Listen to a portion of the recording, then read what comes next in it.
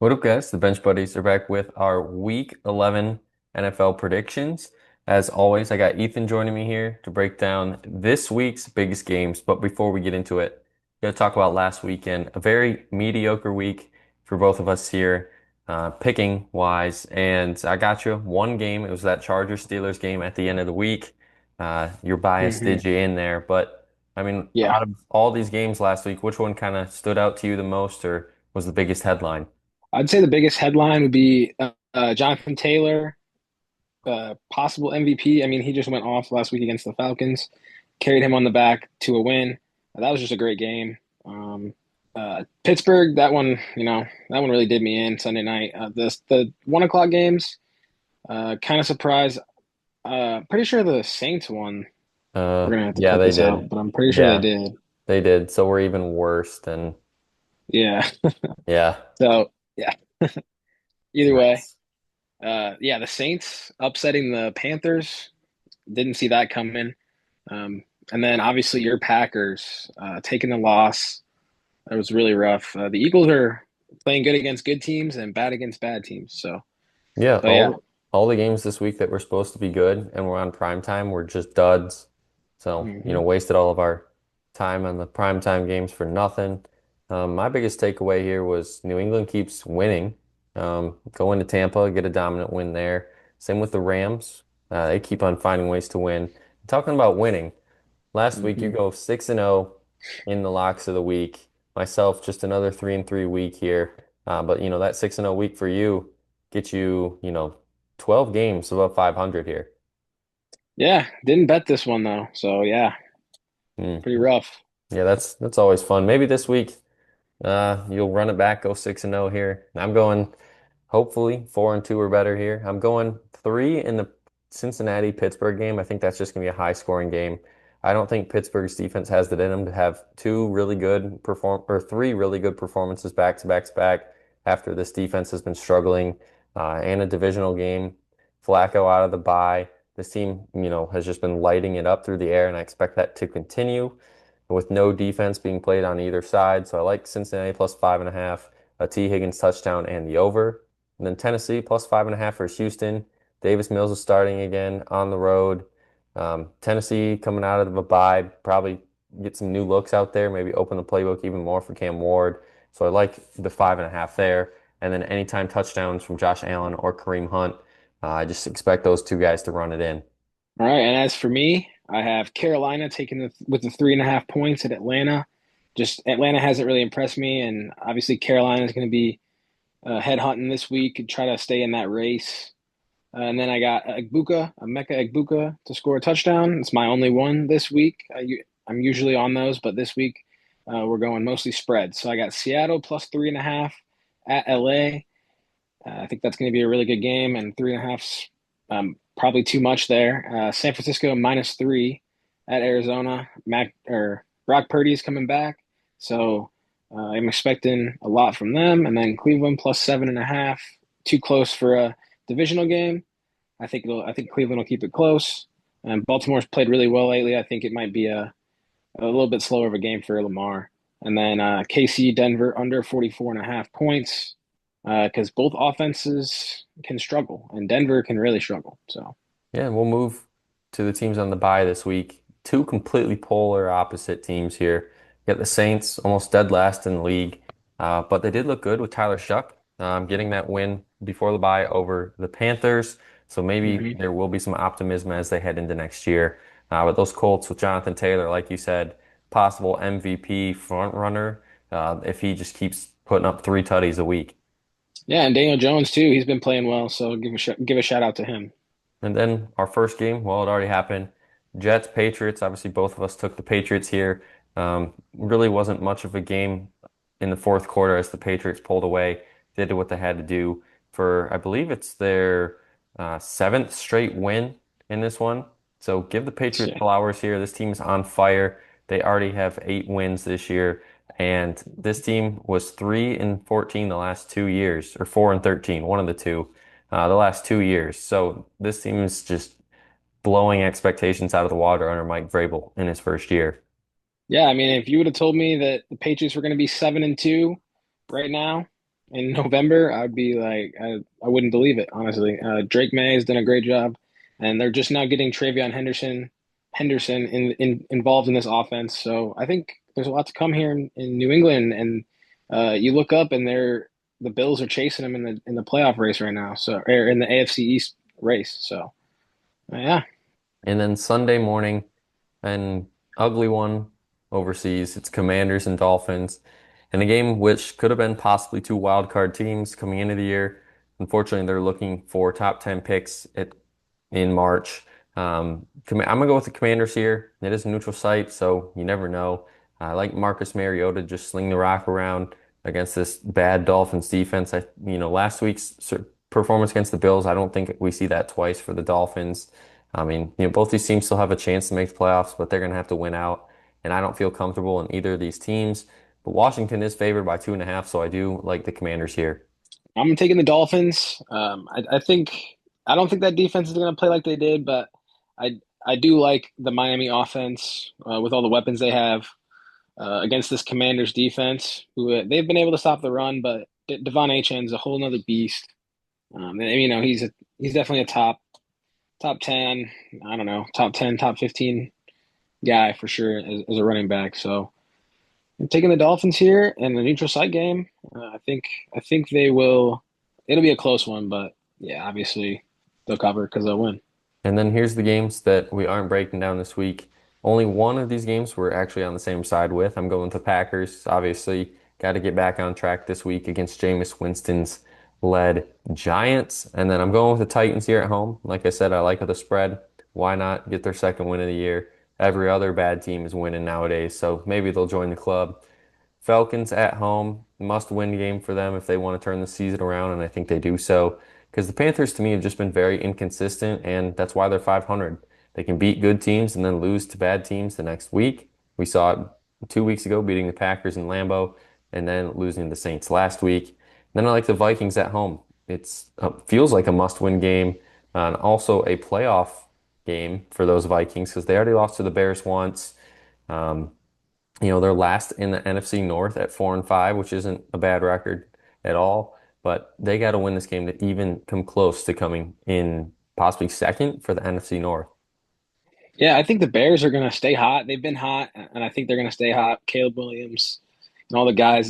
It's going to be I mean, the Vikings defense is going to play really well. I think this will be a very close game, but I'm taking the Bears. I think they have a good mojo going on right now, so I'll stay there. Panthers, I think they'll play good again, and Michael Penix just looks like a lost puppy out there sometimes. So they're pretty bad. They look pretty bad, and Bijan needs to get going too. I think he will this week, though. As for the Texans, um, yeah, Davis Mills played really good in that comeback. They spotted Jacksonville, 21 points or something like that, and then they came back. I think they'll play well this week. And then Green Bay. Jackson Dart's not playing right. It's Jameis. Mm-hmm. It's the boy Jameis. So, hey, that could be an upset, honestly. They're playing in New York, but I mean, I don't think it's going to happen, but it could be. Never know. Yeah, I hope not. But an upset I got is those Bengals going on the road to beat your Pittsburgh Steelers. Bengals got to have it because they're saying Burrow might return in 2 weeks, and they got to at least get to 5-6. Somehow they got to win this game for Burrow to make his comeback even worth it. And I think they do get this one at least. And then I do have the Niners. I do like the Purdy, comeback. I think they blow out the Cardinals. Cardinals are just in shambles right now. Brissett's playing bad again. Kyler Murray's situation, nobody knows. Marvin Harrison's out for this one. Their running back room is depleted. So Niners, somehow, some way, they don't have as many injuries as the Cardinals do. And I like obviously Cardinals to maybe get an early touchdown, but that's about it. And then the Ravens, they're going to go on the road, take care of business against the Browns like they do. But I will say the Browns always give them fits every single year at Hmm. home. So I do like what you're going with the spread because a touchdown does feel like a lot here. And I wouldn't be Yeah. surprised if this is like an ugly 17-16 kind of win for the Ravens.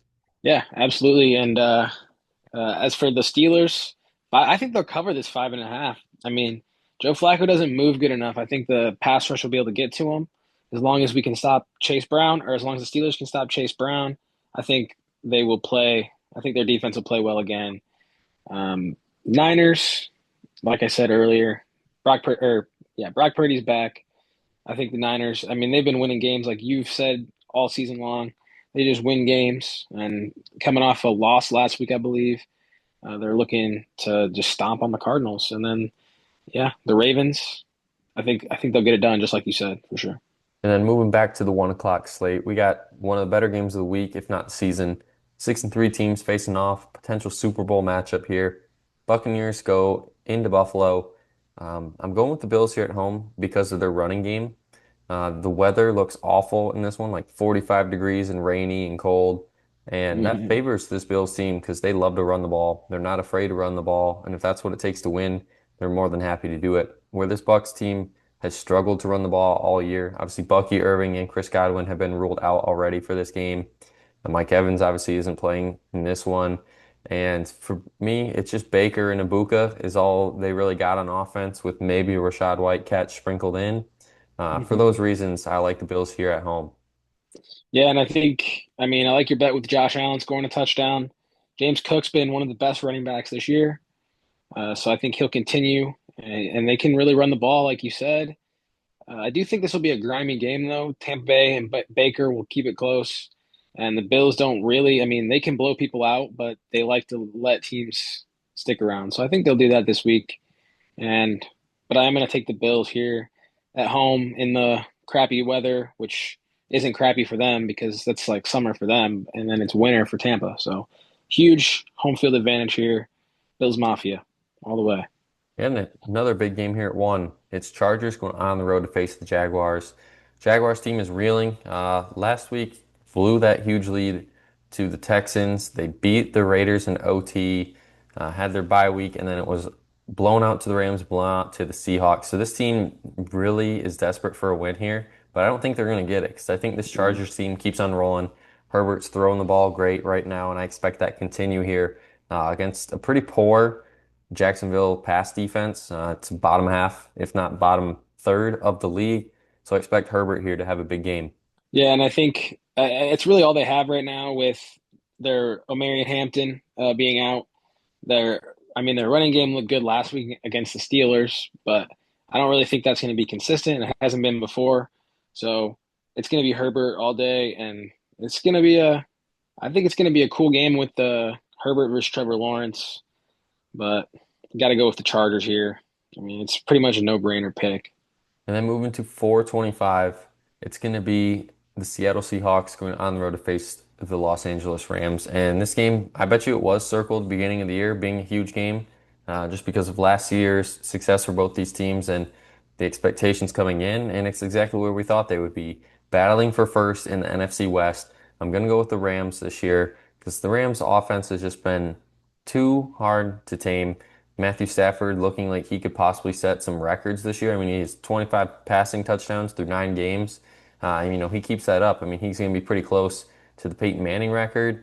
But the way he's been throwing, what, 4 touchdowns? I think it has been the last however many games. Yeah, the Yeah, last Devontae Adams has been just getting all them touchdowns too. yeah, the last 3 games, Stafford himself has 13 passing touchdowns. So more than half of his touchdowns have came in the last 3 games.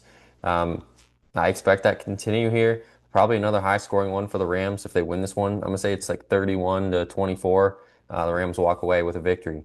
I think Seattle's going to keep it close, but I mean, I'm taking the Rams as you can see, but I think Seattle's going to keep it close. Even they've played well on the road. Pretty sure most of their wins have been on the road this year for Seattle. And they just got something going on. They got some Darnold slinging that rock around JSN, who's looked like an absolute superstar this year. And Kenneth Walker, he doesn't get touches in the red zone, but he can move the ball down the field this week. I think they'll be close. But yeah, I mean, Stafford's been balling out, and Devontae Adams. I'm pretty sure is Puka playing this week. Hmm. Yeah, Puka's playing this week. Kyron. I mean, he's been scoring touchdowns too. This Rams offense, like you said, it's just been really hard to stop.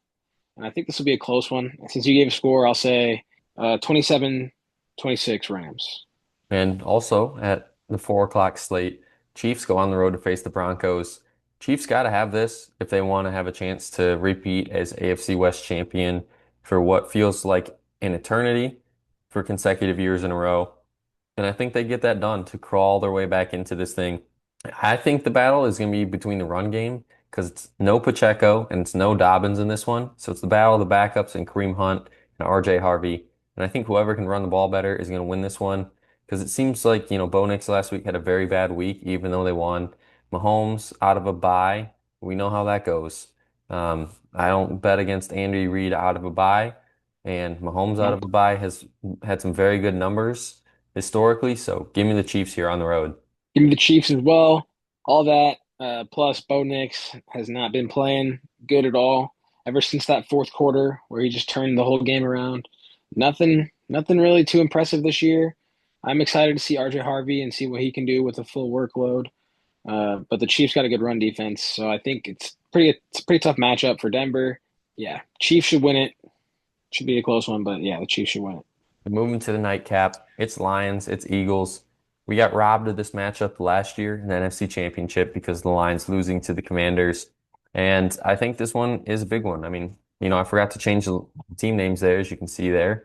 But it's Lions and Eagles. And I think this is everyone's NFC Championship prediction right now, if you were to really pick it.